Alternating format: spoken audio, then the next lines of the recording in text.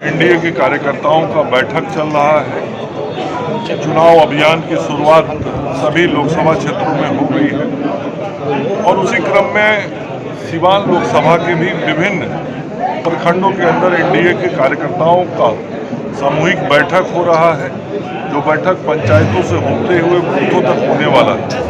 और इन बैठकों में एनडीए के कार्यकर्ता संकल्पित हो रहे हैं कि नरेंद्र मोदी जी, नीतीश कुमार जी के नेतृत्व में हम एनडीए के प्रत्याशी विजय लक्ष्मी कुशवाहा जी को जिताने का काम करेंगे। चिराग पासवान जी, उपेंद्र कुशवाहा जी, मांझी जी और पारस जी के हाथ को मजबूत करने का काम करेंगे।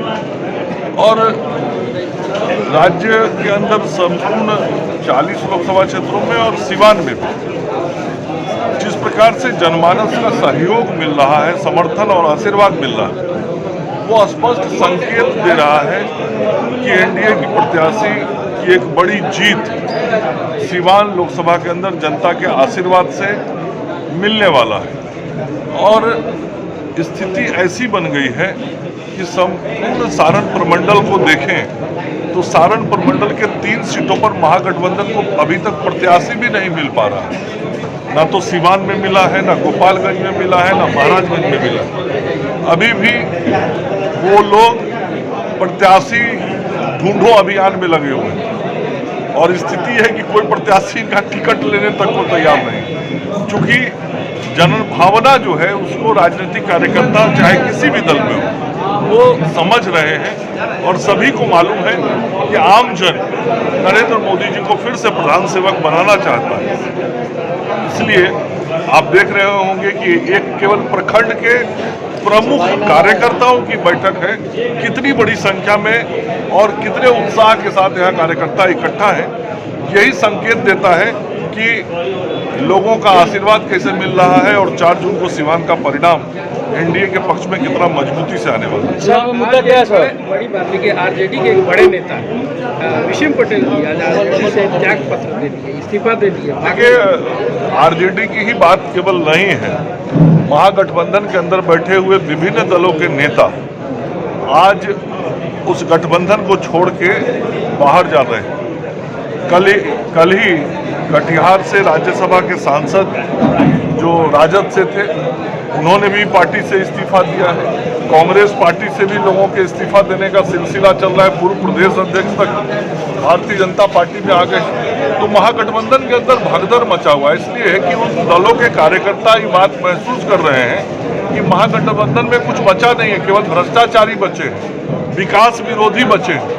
तो इन भ्रष्टाचारियों और विकास विरोधियों के साथ समाज का कल्याण नहीं किया जा सकता। इसलिए वहां भी बैठे हुए अच्छे कार्यकर्ता और जो नेता हैं वो एनडीए गठबंधन के साथ जुड़ रहे हैं और मुझे लगता है आगे आने वाले दिनों में आपको सुनने को और देखने को मिलेगा।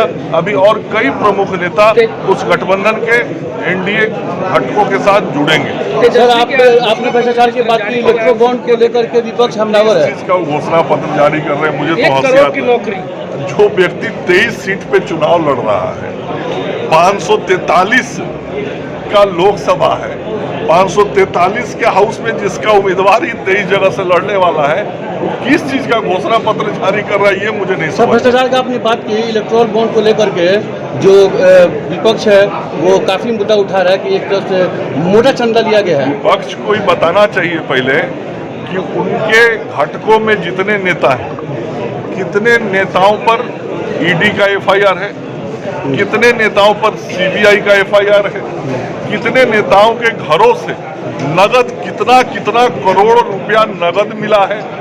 उन घटक दलों के मंत्रियों के घरों से 50-50, 100-100 करोड़ रुपया कैसे नगद मिला, कहां से वो नगद आया। कांग्रेस के लोगों को बताना चाहिए 350-300 करोड़ रुपया नगद किसी के घर से पकड़ा जा रहा है तो कैसे पकड़ा जा रहा है। उस महागठबंधन के लोगों को बताना चाहिए कि चाहे वो कांग्रेस पार्टी हो, चाहे वह राजद हो, चाहे वह स्टालिन की पार्टी हो, चाहे ममता बनर्जी की पार्टी हो, चाहे वह केजरीवाल की पार्टी हो, उन सभी पार्टियों के कितने नेता अभी भी जेल में हैं, कितने नेता अभी भी बेल पर हैं और कितने मामलों में वो बेल पे हैं, कितने लोगों के पासपोर्ट जब्त हैं, कितनी की संपत्तियां जब्त हो चुकी हैं। आप लोग ईडी का इस्तेमाल तो सब जनता के सामने है और सब न्यायालय के आदेश से हो रहा है।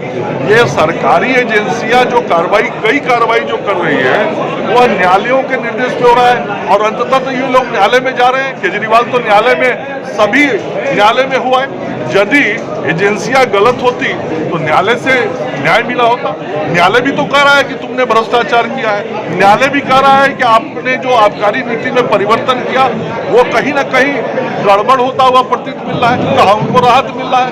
तो ये सब जो भ्रष्टाचारी लोग हैं पहले अपना रिकॉर्ड तो जनता के सामने एक साथ बता दें। विकास सर, की बात सीवान का करते हैं चुनाव सर एक मिनट, सीवान का चुनाव कुछ अलग होता है सभी जगहों से, फिर से पुराना चेहरा है पूर्व सांसद मोहम्मद शहाबुद्दीन के अलग होता है, जी इसीलिए हमेशा जी। यहाँ महागठबंधन की हार होती है। 2009 में भी यहाँ राजद हारा था, जी।